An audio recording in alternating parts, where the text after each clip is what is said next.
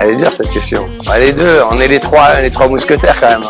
On peut pas choisir un des deux. If it's true, then why you running? You running? Ooh, oh. If you're really being honest, if you really want this, ooh, oh. Why you acting like a stranger? What's with your behavior? Ooh, oh. Dans cette vidéo, nous allons présenter les obligations municipales. Les obligations municipales sont des titres de créance émis par le gouvernement local ou par des municipalités. Les émetteurs peuvent être des villes, des États, des districts ou des régions. Le marché des obligations municipales est divisé en différents segments industriels basés sur l'utilisation des fonds.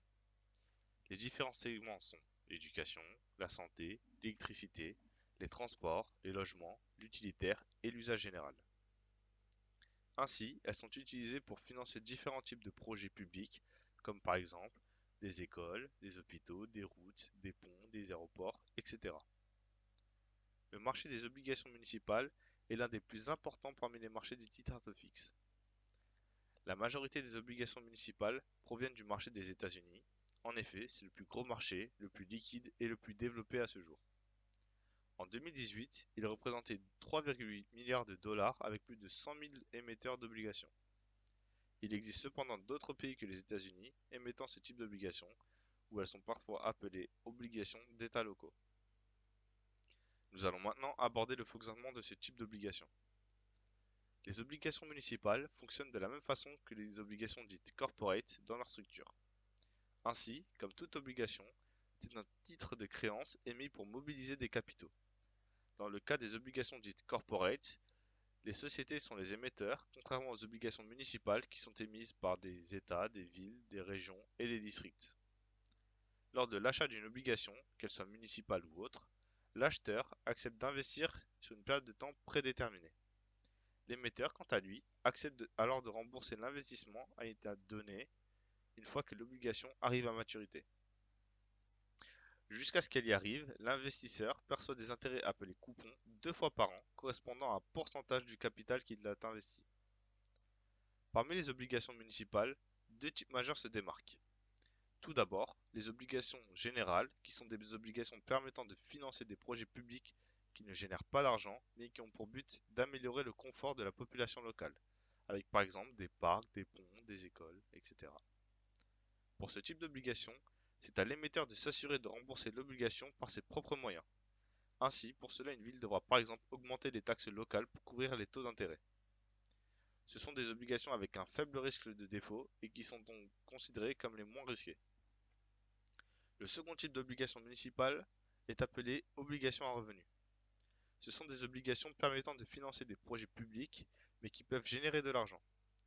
Par exemple, une ville émettant une obligation à revenu afin de financer la construction d'une autoroute pourra rembourser le capital emprunté et les intérêts à l'aide des revenus générés par l'utilisation de l'autoroute.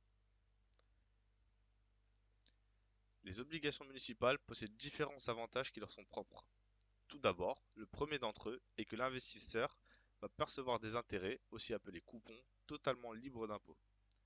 Les coupons perçus via l'acquisition d'obligations municipales ne seront pas imposables au niveau fédéral et dans certains cas, ils ne le sont pas non plus au niveau local et de l'État. C'est ainsi une composante primordiale à prendre en compte pour tout investisseur soumis à de forts taux d'imposition. Cependant, les avantages fiscaux liés à ce type d'obligation ne s'appliquent qu'aux coupons perçus et non aux gains engendrés en capital sur leur valeur nominale. Ainsi, par exemple, si un investisseur achète pour 15 000 dollars d'obligations et qu'il les revend plus tard pour 16 000 dollars, il sera redevable de l'impôt sur les gains en capital du profit qu'il a réussi à faire, soit 1 000 dollars. Un autre avantage de ce type d'obligation est le faible risque de crédit. En effet, historiquement, les obligations municipales affichent un taux de défaut de paiement extrêmement faible. C'est donc un investissement à risque relativement faible. Entre 1970 et 2016, il n'y a eu que 103 défauts de paiement parmi les milliers d'émissions. Nous observons que le rendement des obligations municipales, ici en blanc, est majoritairement plus faible que celui des obligations dites corporate. En effet, du fait du faible risque que présente cet investissement, son rendement ne peut être au même niveau que d'autres plus risqués. À l'aide de la fonction MSRC de Bloomberg, il est possible d'accéder à la liste de l'ensemble des obligations municipales qui ont été émises. La fonction permet d'utiliser différents filtres afin de préciser le champ de recherche. Une fois une obligation sélectionnée, la fonction DVS permet d'obtenir une description complète et détaillée de celle-ci.